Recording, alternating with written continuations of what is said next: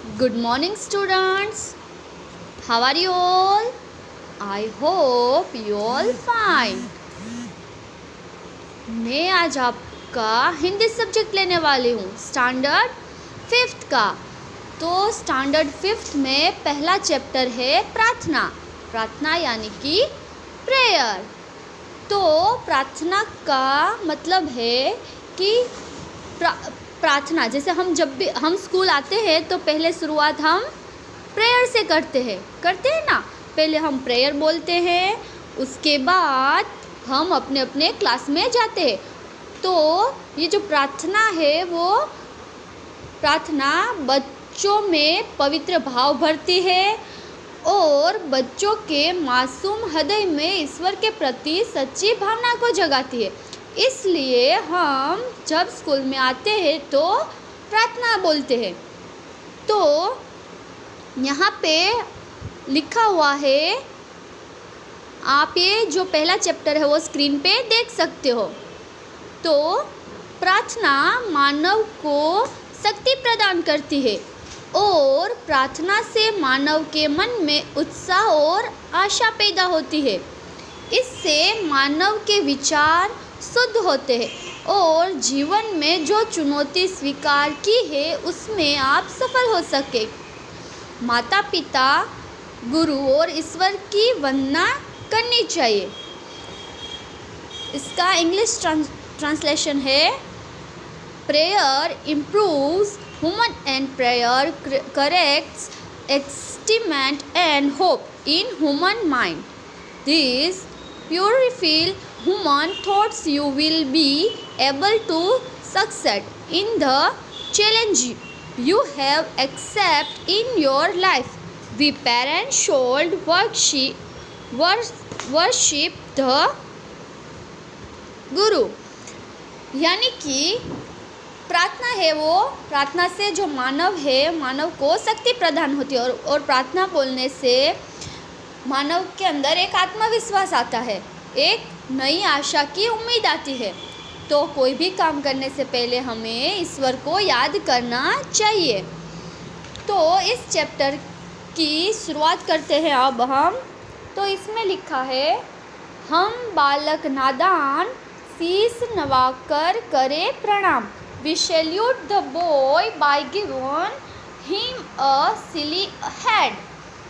यानी कि हम जो बालक है वो ईश्वर के सामने अपना शीश झुका के उसे प्रणाम करते हैं, उन्हें नमस्कार करते हैं। हम जो बालक, छोटे छोटे जो बालक होते हैं, हम प्रेयर में जब बैठते हैं तो अपने दोनों हाथ, मैम बोलते हैं ना, join your hands and close your eyes, यानी कि हम अपने दोनों हाथ हैं वो ऐसे आपस में जोड़ते हैं, प्रणाम करते हैं, आंखें बंद रखते हैं और प्रेयर की शुरुआत करते हैं, ताकि जो ईश्वर है वो हमें पढ़ाई में और अच्छे अच्छे काम करने में हमें मदद करे, हमें सही राह दिखे। इसलिए तो अब आगे है, इस प्रभु के गाए गुणगान जिसने यह संसार रचाया। यानी कि ये जो पूरी दुनिया है, हम हैं, जीव जंतु पशु पक्षी, जो भी चीज़ें हैं इस दुनिया में, वो चीज़ें किसने बनाई है? ईश्वर ने बनाई है। तो हम उस ईश्वर के गुणगान गाएं।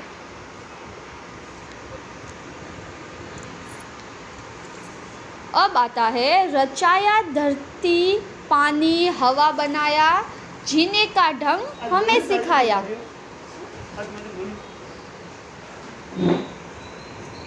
Singing praises to the God who correct this world. The earth made water and air, taught us how to live. यानी कि इस ईश्वर ने धरती बनाई, संसार बनाया, पानी बनाया, हमें सही से जीने का ढंग सिखाया। तो उस भगवान को हम प्रणाम करते हैं, उनका हम शुक्र अदा करते हैं। अब आता है, माता पिता को करे नमन, जीवन में रहे सदा अमन, बन जाए हम प्रिय सुमन।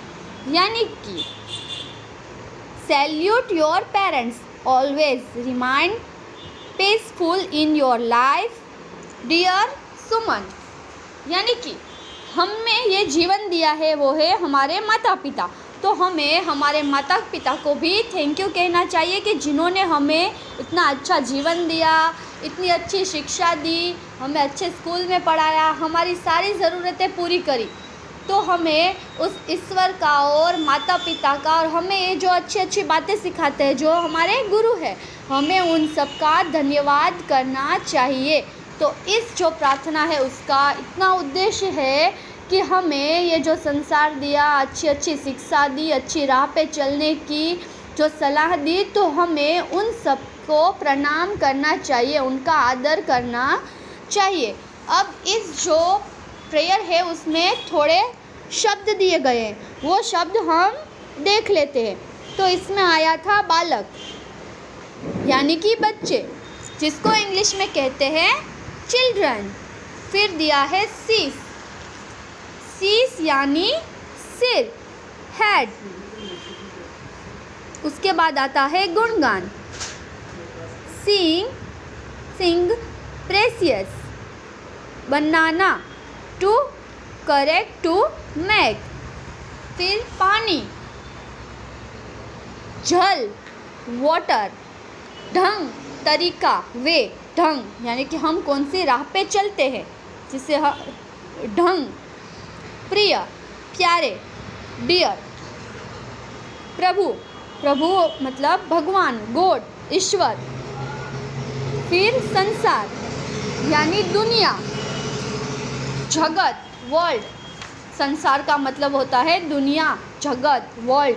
फिर आता है धरती यानी ये पृथ्वी जिस पर हम रहते हैं, पृथ्वी, द अर्थ। हवा यानी वायु, एयर।